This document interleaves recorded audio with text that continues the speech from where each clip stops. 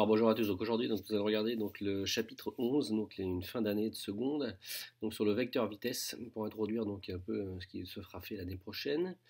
Donc quelques rappels, donc un référentiel. Donc le référentiel, donc c'est là où donc la description du mouvement dépend de ce référentiel. Donc le référentiel c'est un solide de référence pour décrire le mouvement. Donc en gros pour faire simplement, dans le référentiel c'est là où on va placer nos yeux, donc c'est-à-dire à partir de là où on va regarder l'objet bouger.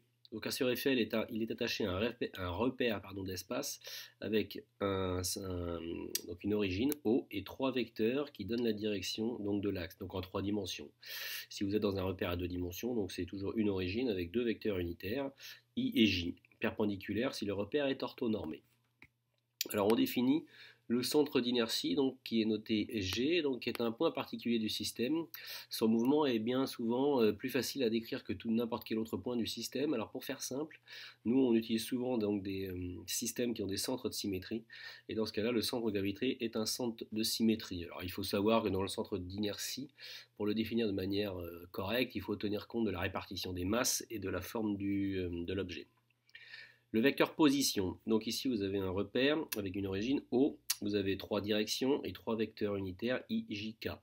Donc vous avez n'importe quel point dans ce repère en trois dimensions, donc le point G ici a une coordonnée donc X, une coordonnée Y et une coordonnée selon Z. Donc ce qui définit donc ces coordonnées X, Y et Z. Ces coordonnées permettent de définir le vecteur OG, donc, qui définit donc la position du point G par rapport à l'origine, donc qui est égal à x fois le vecteur unitaire I, plus y fois le vecteur unitaire J, plus z fois le vecteur unitaire K. Alors si vous avez des petits problèmes de représentation sur les vecteurs, avec les vecteurs et les notations que vous utilisez en maths, je vous conseille de regarder la vidéo donc, qui a été faite pour les terminales S, donc la vidéo première partie que je mettrai donc, sur Pronote, donc, qui vous permettra donc, sur les 5 premières minutes de comprendre la différence entre la notation on va dire plus physicienne et la notation plus mathématique que vous utilisez certainement durant vos cours. Ensuite on définit donc le vecteur vitesse. Donc le vecteur vitesse, donc il possède les caractéristiques suivantes. La direction est toujours tangente à la trajectoire. Le sens est celui du mouvement. Et sa norme, donc nous on a vu que la vitesse moyenne c'est toujours une distance parcourue pendant une certaine durée. Et bien là pour la vitesse, le vecteur vitesse, sa norme, on va toujours définir donc une variation de vitesse sur une variation de durée. Et la variation de vitesse, donc la variation de distance, on va prendre, si par exemple je veux calculer la vitesse au point ici, donc le point à l'instant T2, je vais prendre la variation donc de distance entre G2 et G3. Donc je prends le point à laquelle je veux tracer la vitesse, je prends donc l'image qui est juste celle qui suit. Donc ça définit donc si vous voulez, une variation de distance parcourue. Et cette variation de distance parcourue a été parcourue pendant un intervalle de temps qui est l'intervalle de temps ici entre deux images de ma chronophotographie. Donc cet intervalle de temps, généralement on le note tau, donc qui est l'intervalle de temps entre la photo à n+1 moins la photo à l'instant n. Donc ça généralement c'est donné par le logiciel, ou c'est donné par le logiciel ou par l'appareil qui permet de prendre la vidéo. C'est pas à vous de le deviner.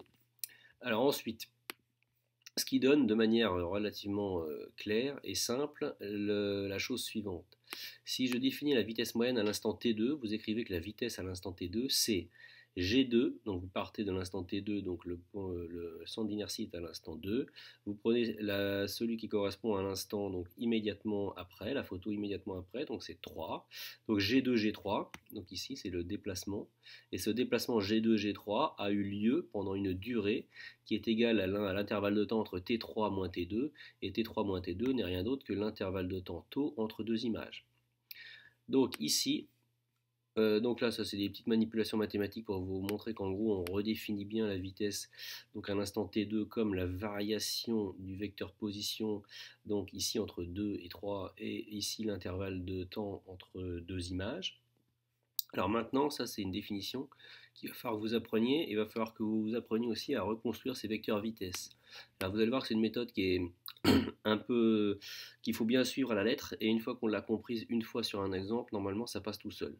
Donc je répète ici pour une dernière fois quand même pour la vitesse. Quand vous voulez écrire la vitesse à un instant t, il faut prendre la position dans cet instant t et la position sur l'image qui suit à l'instant t plus 1.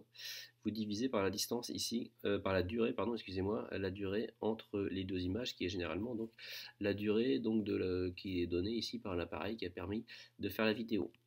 Donc ce qui donne ici pour la méthode, la chose suivante, donc soit une chronophotographie avec une prise de vue à intervalle de temps constant tau, pour tracer le vecteur vitesse à un instant tn, donc on trace la tangente à la trajectoire passant par le point n, on mesure la distance gn plus 1, j'ai mis attention aux échelles utilisées.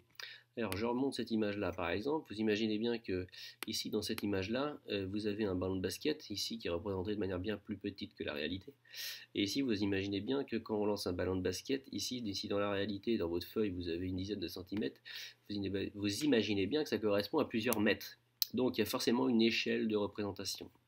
Donc c'est pour ça que ici je mets dans la méthode, je mets attention aux échelles utilisées. On vous demande une fois que vous avez trouvé en utilisant l'échelle la distance gn plus 1, donc vous pouvez calculer numériquement la valeur de la norme de la vitesse Vn en faisant gn plus 1, ce que vous venez de trouver, divisé par la durée donc entre deux images. Pardon. Donc il vous sera forcément donné ou indiqué dans le texte. On vous dit attention à la présence encore une fois d'une échelle des distances, donc que vous aurez dû utiliser ici. Ensuite, il faut tracer géométriquement ce vecteur Vn en utilisant l'échelle des vitesses. La direction est toujours la tangente à l'instant considéré, le sens celui du mouvement, et le point d'origine est le point n. Donc dans tous les cas, il y a au moins deux échelles.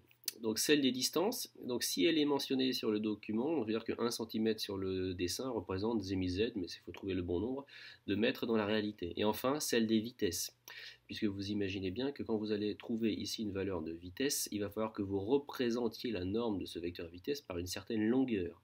Et donc ça sera soit à vous de trouver l'échelle des vitesses, soit elle vous sera indiquée. Et dans ce cas-là, ça voudra dire que 1 cm sur le dessin représente x mètres par seconde, donc tant de mètres par seconde. Par exemple, si 1 cm représente 5 mètres par seconde, si vous trouvez 10 mètres par seconde, il faudra que votre vecteur vitesse soit représenté par 2 cm. Donc ça, ce n'est rien d'autre que l'utilisation de la proportionnalité. Donc vous allez avoir dans une prochaine vidéo donc, la résolution d'un exercice de la fin du TP, la problématique 2, sur comment mettre en œuvre cette méthode. Donc pour la suite, je ne développe pas la suite de la feuille de cours, puisque ce sont des rappels qui ont déjà été faits dans une vidéo précédente, donc sur le thème univers. Voilà.